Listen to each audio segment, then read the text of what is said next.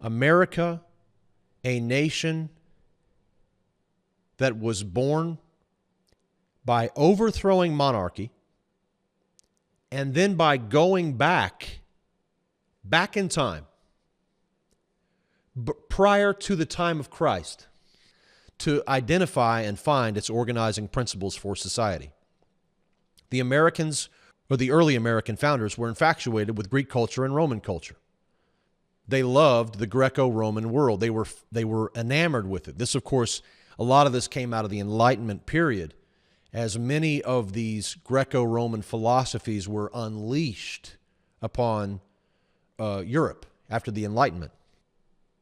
America and early Americans specifically embraced and called good the Greco-Roman world, which the book of Daniel describes as beasts rising up out of the sea. Those of you familiar with the book of Daniel, chapter 7, you read about the four beasts that come up out of the sea. God sees these four beasts that are governments that rise up out of the sea. We would say Babylon, Persia, Greece, and Rome. American founders weren't so crazy about Jesus, but they loved that fourth beast of Daniel. Oh, they loved that fourth beast of Daniel.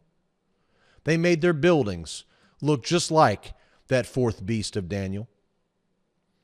They made sure that their philosophies were modeled after that fourth beast of Daniel. They made sure their laws coincided with that fourth beast of Daniel. Jesus, not so much. The deception of America is simply this: your country may tell you that you're free. They say to you, what are you? You say, I'm a Muslim. Okay. You're a Muslim. Okay. You're free. You got total liberty to do whatever you want. Okay. That's fine in political terms. But don't confuse the man and make him think that he's actually free from God, because God still has a requirement. But remember, the American God's not concerned with those requirements.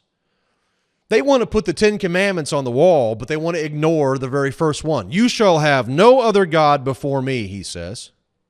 And yet, America is a country that lets you worship any God.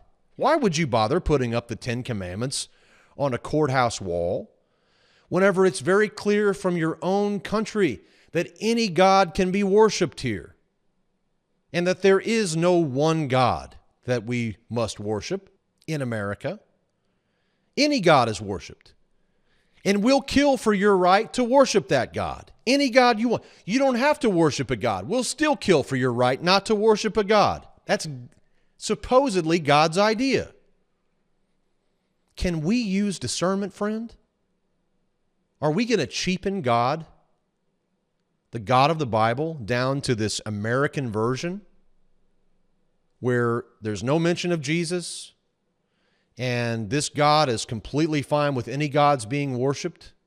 It just doesn't make sense to conflate the two. I'm not saying that they can't exist in isolation. They can. America can exist just like it is. But forcing American Christians who believe in Jesus to believe that America itself is in somehow, shape, or form God's idea, that's where the problem arises.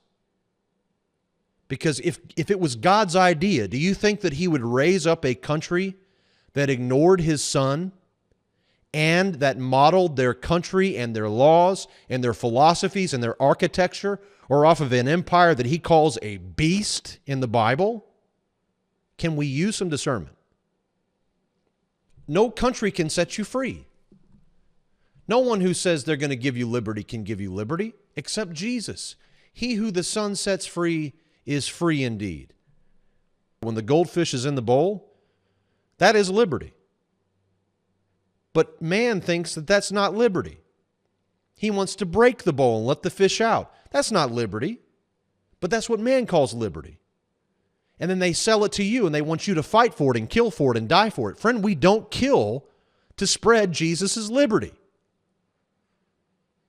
that he gives to men. It's not how it works. This is a counterfeit, leveraging his name and deceiving millions.